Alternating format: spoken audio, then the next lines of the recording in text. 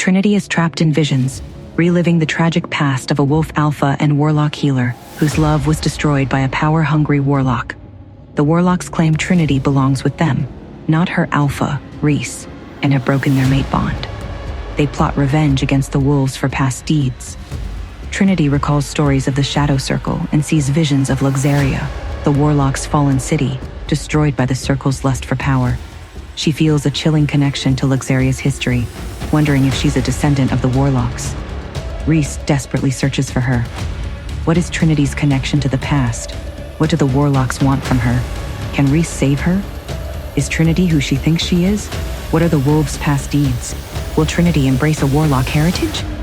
Reese's relentless search had led him deep into the rugged forested mountains, a place whispered about in hushed tones, a place where rumors swirled like the swirling mists, the hidden compound of the Warlocks. He moved stealthily through the dense foliage, his movements fluid and silent, like a predator stalking its prey.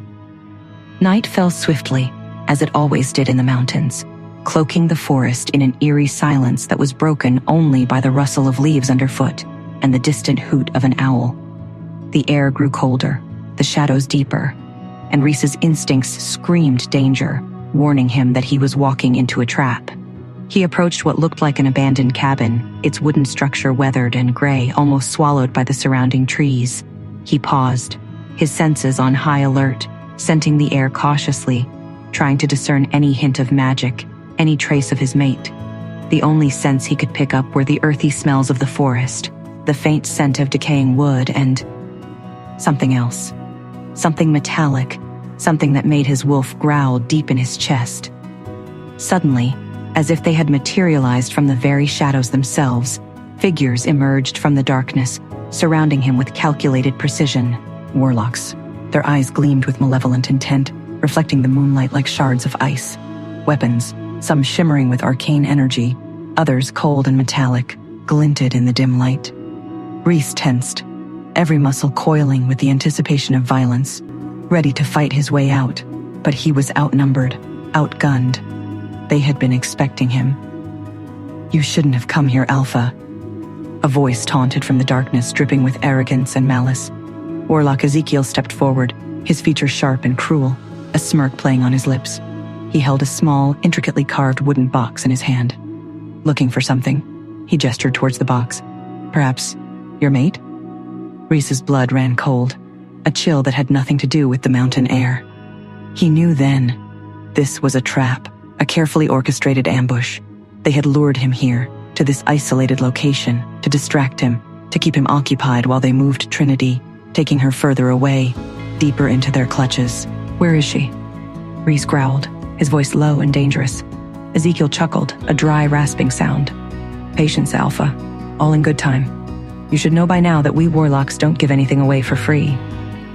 He twirled the box in his fingers. "Perhaps a trade is in order?" "What do you want?" Reese demanded, his eyes narrowed. "Information," Ezikiel replied smoothly. "We know you've been sniffing around, asking questions. We want to know what you've learned. And if I tell you?" Ezikiel shrugged. "Then perhaps we'll consider letting her go. Perhaps." "You think you've won, Ezikiel?" Reese said, his voice laced with a dangerous calm. "You think you can keep her from me?" Ezekiel's smirk widened. "We have her, Alpha.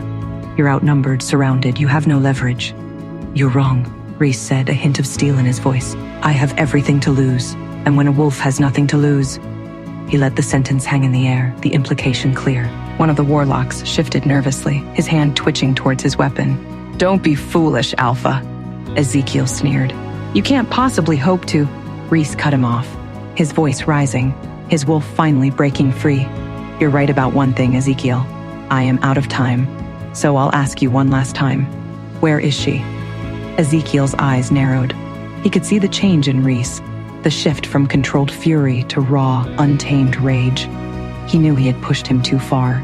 With a growl of frustration, a sound that echoed through the silent forest, a promise of vengeance, Reese retreated into the shadows, disappearing as quickly and silently as he had come. He wouldn't give them the fight they wanted.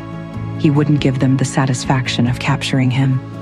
He had seen something in Ezekiel's eyes, a flicker of uncertainty, a hint of fear. the hunt wasn't over. It had only just begun. He would find Trinity, no matter the cost. He would tear apart their world piece by piece if he had to. But he would bring her back, and when he did, they would pay for what they had done. They would pay dearly.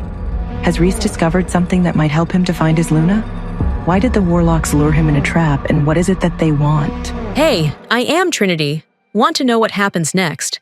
Then click the link in the description below and download the Pocket FM app and listen to the exciting episodes of Chosen by Fate, Rejected by the Alpha,